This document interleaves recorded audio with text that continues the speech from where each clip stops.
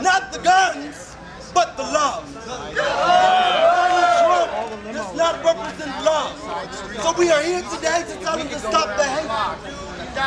We New Yorkers know firsthand, intimately, the violence of terrorism. We all have seen communities come together, but we also learn a valuable lesson about what happens when we target folks who do not need to be targeted. We saw how Muslim communities here in New York City were devastated, were attacked all over this country. Learn from our mistakes. We should not let history repeat itself. Donald Trump is trying to not make America great, but trying to make America a tool for his profit.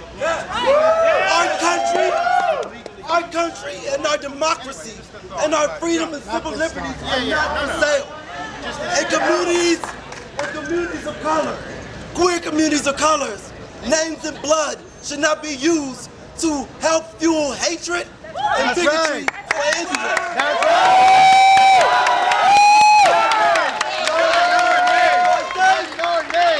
Not in our names, not with our blood. Not with our names, not with our blood. Not in our names, not with our blood. Not in our names, not with our blood. Not in our names, not with our blood. Not in our names, not with our blood. Not in our names, not with our blood. Not in our names, not with our blood. I am so proud to be part of this group of faggots here.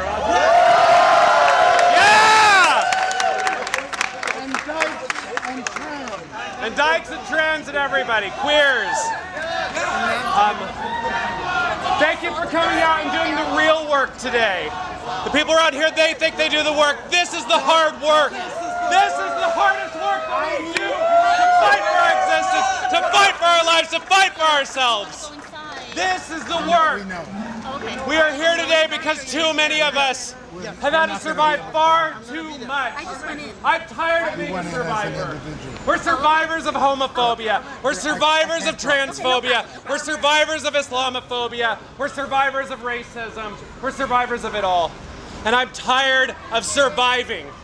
I'm tired of having to survive artificial, unnatural consequences brought about by people who oppress us for no good goddamn reason. Shame on them! Shame! Shame! Shame! Shame! Shame! Shame! Shame! Shame! But mostly, I am tired of hearing of those of us who do not survive. I am tired of hearing about those who die because of the sins committed by the people in this building, the sins committed by religious leaders who call us sinners, who call us abominations, who tell us that our lives are sin. I'm tired of hearing about the suicides of LGBTQ youth because of this. I am tired of watching my friends and my community members unravel after years of trauma and slowly die. And I am tired of hearing about violence against our communities. I am tired of hearing about things in Orlando happening. I am tired of the kinds of hate crimes that killed Matthew Shepard. I am tired of all of that. And so we will have to do whatever it takes in order to stop it. Yes! Yes! What do you suggest? I suggest to keep us quiet, to keep us silent, to keep us from acting up and demanding our rights and demanding that we have a space to exist in schools, in society, and every community around America. And so, you know, I'm not an angry person. I never thought that I would be an angry person. I've always thought, let's talk about love, let's talk about peace, let's come together. But the fact of the matter is that love is more than talking. Love is action. So we are going to have to love ourselves to defend ourselves. We are going to have to love ourselves enough to demand exactly what we need. Yes!